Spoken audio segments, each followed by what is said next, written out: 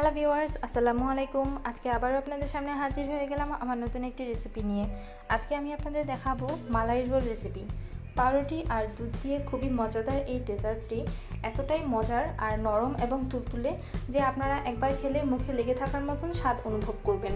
অতিথি আপ্যায়নে বা বিকালের নাস্তায় অল্প সময়ে কিন্তু তৈরি করার মতো খুবই মজাদার এই রেসিপিটি। তাহলে চলুন এখন দেখে নিই। প্রথমে এখানে প্রায় 1 কাপের মতো আমি গুঁড়া দুধ নিয়ে নিচ্ছি। এখানে ফুল ক্রিম দুধ নিয়ে নিয়েছি আর নিয়ে নিব এখানে হাফ কাপ পরিমাণ লিকুইড দুধ। দুধ কিন্তু কাঁচা ব্যবহার করা যাবে না, জাল করে তারপর ঠান্ডা করে নিতে হবে। এখন এই গুঁড়া দুধ আর লিকুইড দুধ একসাথে ভালো করে মিক্স করে নিতে হবে। আপনারা যে কয়টি মালাই রোল বানাবেন সেই কয়টি পরিমাপে পুরটা রেডি করবেন। আমি এখানে 6 থেকে 7টি মালাই রোল রেডি করব, যার জন্য আমি এখানে 1 কাপ থেকেও কম পরিমাণে দুধ নিয়ে নিয়েছি। এখন এই মিশ্রণটা আমি ফ্রাই প্যানে সরাসরি ঢেলে দিলাম।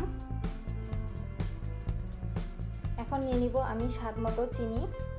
আপনারা যদি চিনির পরিমাণ বেশি নিতে চান, বেশি মিষ্টি খেতে চান, সেক্ষেত্রে বাড়িয়ে নেবেন। এখানে আমি 1 টেবিল চামচ পরিমাণ চিনি নিয়েছি। এখন এখানে 1 টেবিল চামচ পরিমাণ আমি ঘি নিয়ে নিয়েছি। আপনারা এখানে মেল্টেড ঘিও ব্যবহার করতে পারেন। এখন চুলার আঁচ মিডিয়াম লো ফ্লেমে রেখে ভালো করে পুরটা রেডি করে নিতে হবে। এভাবে অনবরত নেড়ে নেড়ে আমাদেরকে পুরটা রেডি করে নিতে হবে। যদি আপনারা নাড়া বন্ধ করে দেন, এতে করে কিন্তু নিচে পোড়া লেগে যেতে পারে। আপনারা দেখুন, আমি কিন্তু ভালোভাবে অনবরত নাড়তে নাড়তে পুরটা রেডি করে নিয়েছি। এভাবে অনবরত নাড়তে নাড়তে যখন দেখবেন প্যানের গা থেকে এভাবে পুরটা ছেড়ে আসবে, তখন বুঝতে পারবেন যে আপনার পুরটা রেডি হয়ে গিয়েছে। এখন আমি চুলা থেকে নামিয়ে নিচ্ছি। চুলা থেকে নামিয়ে এভাবে আমি একটি ডিশে রেখে নিয়েছি আর এটাকে পুরোপুরি ঠান্ডা করতে হবে। এখন আমি এখানে মালাই তৈরির জন্য 1.5 কাপ পরিমাণ লিকুইড মিল্ক নিয়ে নিচ্ছি। এখন এখানে হাফ কাপ পরিমাণ গুঁড়া দুধ নিয়ে নিব। দিয়ে দিলাম এখানে হাফ কাপ গুঁড়া দুধ। এখন এটাকে বেশ ভালোভাবে আমাদেরকে মিক্স করে নিতে হবে। এভাবে ভালোভাবে মিশিয়ে নেওয়া হয়ে গেলে এখানে আমি 2 টেবিল চামচ পরিমাণ চিনি দিয়ে দিচ্ছি। আপনারা আপনাদের স্বাদ অনুযায়ী আর পরিমাণ অনুযায়ী চিনির পরিমাণটা নিয়ে নেবেন। এখন এখানে দিয়ে দিচ্ছি আমি 1 চিমটি পরিমাণ লবণ। যারা আপনারা মিষ্টি জিনিসে লবণ পছন্দ করেন না, তারা কিন্তু এটা স্কিপ করতে পারেন। আর এই মিষ্টি জিনিসের মধ্যে যদি আপনি লবণটা দেন, তাহলে কিন্তু মিষ্টিটা আরও কড়া হয়ে যায়, আরও মজা হয় এটা। আর যারা ইউজ করেন না, যারা পছন্দ করেন না, তারা অবশ্যই স্কিপ করবেন। আর এভাবে অনবরত নেড়ে চেড়ে আমি মিডিয়াম ফ্লেমে অনবরত নেড়ে নেড়ে আমাদেরকে মালাইটা রেডি করে নিতে হবে। অনেকটা শুকিয়ে এসেছে। এখন আমি এই পর্যায়ে চুলার আঁচ বন্ধ করে আমি একটি সাইডে রেখে দিচ্ছি। এখন এখানে আমি ব্রেড নিয়ে নিয়েছি। এখানে আমি হোয়াইট ব্রেড নিয়েছি। আপনারা চেষ্টা করবেন হোয়াইট ব্রেডটা নেওয়ার জন্য। এখন রুটি 4টি সাইড আমি এভাবে ভালোভাবে কেটে নিচ্ছি। এই রুটির সাইডগুলো কিন্তু আপনারা কেটে ফেলে দেবেন না, এটা দিয়ে কিন্তু ব্রেড ক্রাম্ব তৈরি করতে পারবেন। ব্রেড ক্রাম্ব যদি আপনারা কেউ তৈরি করতে না পারেন, সেক্ষেত্রে আমি আপনাদেরকে বলে দিচ্ছি, এই রুটির সাইড সহ আপনারা যদি চান ছোট ছোট করে পিস করে রুটি সহ একসাথে স্লাইস করে ভেজে নেবেন। খালি তাওয়ায় বা প্যানে ভালো করে অনবরত নেড়ে চেড়ে রুটিগুলোকে ভালো করে ভেজে ব্লেন্ড করে নেবেন, তাহলে হয়ে গেল ব্রেড ক্রাম্বস। এখন এভাবে এক এক করে আমার সবগুলো রুটি সাইড ভালোভাবে কাটা হয়ে গিয়েছে। এখন এগুলো এভাবে রেখে দেবেন। আমি এগুলো রেখে দিচ্ছি, পরে ব্রেড ক্রাম্ব তৈরি করব। এখন এই রুটিগুলোকে আমাদের বেশ ভালোভাবে বেলে নিতে হবে। যতটুকু সম্ভব আপনারা পাতলা করে বেলে নেবেন। আমি এভাবে একটা একটি করে সবগুলো রুটি ভালো করে বেলে নিচ্ছি চিকন করে। তারপর যে সাইডগুলো একটু আঁকাবাঁকা হয়ে গিয়েছে, সেগুলো আমি আবার এভাবে সাইজ করে কেটে নিচ্ছি। এটা কিন্তু একদমই অপশনাল, আপনারা এটা না কাটলেও কোনো সমস্যা নেই। আমি একটু সৌন্দর্য দেখানোর জন্য এভাবে সাইডটা কেটে নিচ্ছি। শেষ হয়ে গেল। এখন আমার সবগুলো রুটির সাইড কাটা শেষ। এখন আমি আপনাদেরকে দেখিয়ে দিচ্ছি যে আমি কতটুকু চিকন করেছি। এভাবে এতটুকু পরিমাণ পাতলা করে নিয়েছি।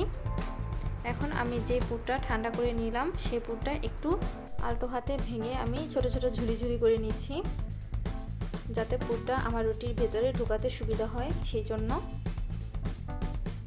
এখন পুরটা একটি সাইডে রেখে আমি একটি রুটি নিয়ে নিলাম। এখন এখানে অল্প অল্প করে পুর নিয়ে নিব। আপনারা কিন্তু আপনাদের ইচ্ছা মতো পুর নিতে পারেন, কম বেশি সেটা আপনাদের ইচ্ছা মতো। পুর নেওয়ার পর সামান্য একটু চেপে চেপে দেবেন, যাতে করে ফোল্ড করার সময় যাতে পুরটা না বের হয়ে আসে। এভাবে আস্তে করে ধরে আপনারা রুটিটা ফোল্ড করে নেবেন। আর এভাবে পেঁচিয়ে নেওয়ার পর আপনি যেই সার্ভিং ডিশে সার্ভ করবেন ঠিক সেই সার্ভিং ডিশে আপনারা এভাবে চেপে রুটিটাকে বসিয়ে দেবেন। এভাবে করে এক এক করে আমি সবগুলো রোল বানিয়ে নিচ্ছি। একটু সামান্য চেপে দেবেন, এতে করে কিন্তু রোলটা থেকে পুরটা বের হয়ে আসবে না। এভাবে করে আমি সবগুলো বানিয়ে নিয়েছি। আর বাকি যে পুরটুকু ছিল সেগুলো একদম ঝুরঝুরি করে নিচ্ছি, যাতে আমি মালাইটা দেওয়ার পর এর উপরে সার্ভিংয়ের জন্য দিতে পারি। আর এটা দিলে কিন্তু অনেক সুন্দর দেখা যায়, আপনারা দেখতে পারবেন। আমি এখন মালাইটা দিয়ে দিব। মালাইটা কিন্তু আমাদেরকে কুসুম গরম রাখতে হবে, বেশি গরম বা ঠান্ডা করে দেবেন না। বেশি গরম দিলে এই রুটিটা কিন্তু একদম বেশি নরম হয়ে যাবে, আর যদি আপনি ঠান্ডা দেন তাহলে কিন্তু শক্ত শক্ত থেকে যাবে। সো এটা আপনারা খুব খেয়াল করে রাখবেন যে কুসুম গরম হতে হবে এই মালাইটা। এভাবে করে সম্পূর্ণ মালাই দেওয়ার পর সেই ঝুরঝুরে করে রাখা পুরটা আমি উপর দিয়ে দিচ্ছি। দেখতেই পাচ্ছেন এটা দেওয়াতে এর লুকসটা কিন্তু একদম গর্জিয়াস হয়ে গিয়েছে। আর এখানে আমি সামান্য পেস্তা বাদাম আর কাঠবাদাম কেটে রেখেছিলাম, সেগুলো সার্ভিংয়ের জন্য দিয়ে দিচ্ছি। এখানেই শেষ হয়ে গেল আমার আজকের মালাই রোল রেসিপি। আশা করি আপনাদের সবার কাছে ভালো লেগেছে। আর এই রেসিপিটি এতই ইয়ামি আর মজাদার যে একবার বানিয়ে না খেলে আপনারা বুঝতেই পারবেন না। যদি আপনারা বাড়িতে ট্রাই করেন তাহলে অবশ্যই কমেন্ট বক্সে আমাকে জানাবেন যে আপনাদের কাছেও কেমন লেগেছে।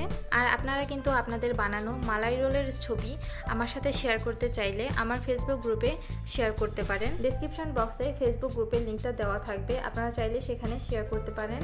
তাহলে ভিউয়ার্স, আজকের মতো এখানেই বিদায় নিচ্ছি। সবাই আমার জন্য দোয়া করবেন আর আমার চ্যানেলটি সাবস্ক্রাইব করে আমার পাশেই থাকবেন।